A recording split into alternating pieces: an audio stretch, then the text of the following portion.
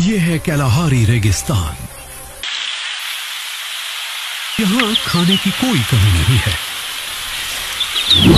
सब कुछ छिपा हुआ है।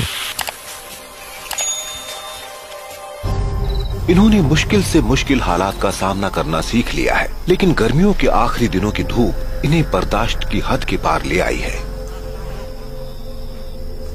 अब इनके पास सिर्फ एक ही सहारा है, इन बड़े पत्थरों के बीच छिपा एक छोटा सा ताल, जहां कई महीने पहले हुई बारिश का पानी जमा हो सकता है। मगर कोई और इनके पहले यहां पहुंच चुका है, और ऐसी जगह दुनिया में और कहीं नहीं है। 3 करोड़ साल पहले पृथ्वी के क्रस्ट के नीचे पिघली हुई चट्टान के ऊपर उठने से ग्रह की सतह खिसकनी शुरू हुई, जिससे कॉन्टिनेंटल अफ्रीका कई हिस्सों में बंट गया। कई सदियों तक टेक्टोनिक प्लेट्स के स्प्लिट होने से 2 फॉल्ट जोन्स पर चट्टानों में दरार आई और जमीन 2 हिस्सों में बंट गई, जिससे ऊंचे पहाड़ और गहरी घाटियां बनी जो लगभग 6000 किलोमीटर तक फैली हैं। इसे ग्रेट रिफ्ट वैली कहते हैं, और ये भूवैज्ञानिक निशान इतना बड़ा है कि अंतरिक्ष से भी देखा जा सकता है।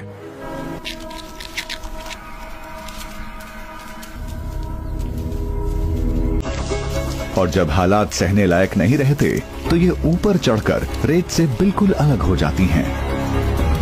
थर्मल सर्वाइवल की हदों तक जाते हुए एंट्स उस वक्त एक्टिव होती हैं जब इनके प्रेडेटर्स छाया में छुपे होते हैं, लेकिन इन्हें भी जल्द ही नेस्ट में लौटना होगा, इससे पहले कि ये उबलकर जान से जाएं। दुनिया भर में ऐसे पक्षियों की 10,000 प्रजातियां हैं जो हर आकार और रूप में पाए जाते हैं। कुछ छोटे हैं लेकिन आक्रामक हैं, और वहीं कुछ बड़े और खतरनाक हैं। इन सभी आसमानी शिकारियों के पास इस पृथ्वी के सबसे भयानक हथियार हैं। शातिर ईगल्स और फैल्कन से लेकर पानी के पास रहने वाले पेलिकन्स और गैनेट्स तक, निशाचर आउल से लेकर सड़ते पिंजर खाने वाले वल्चर्स या पृथ्वी के सबसे बड़े पक्षी ऑस्ट्रिच तक,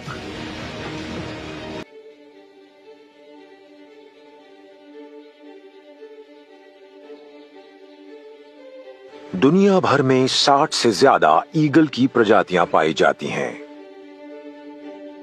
ज्यादातर यूरेशिया और अफ्रीका में पाई जाती हैं।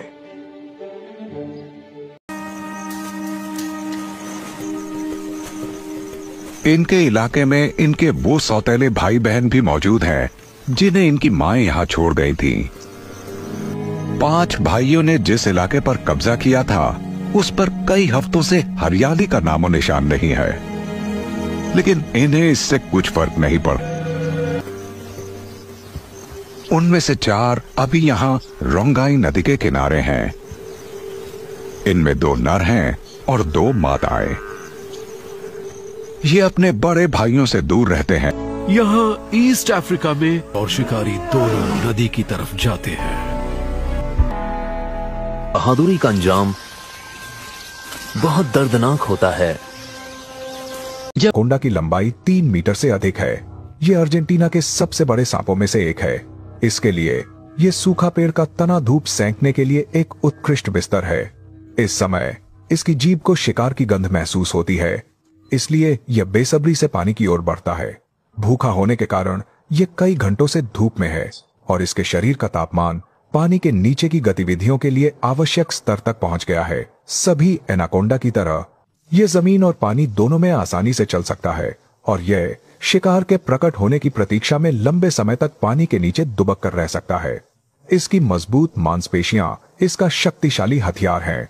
एक बार जब कोई शिकार इसमें फंस जाता है तो उसका बचना मुश्किल होता है। सैंड ग्राउस के बच्चे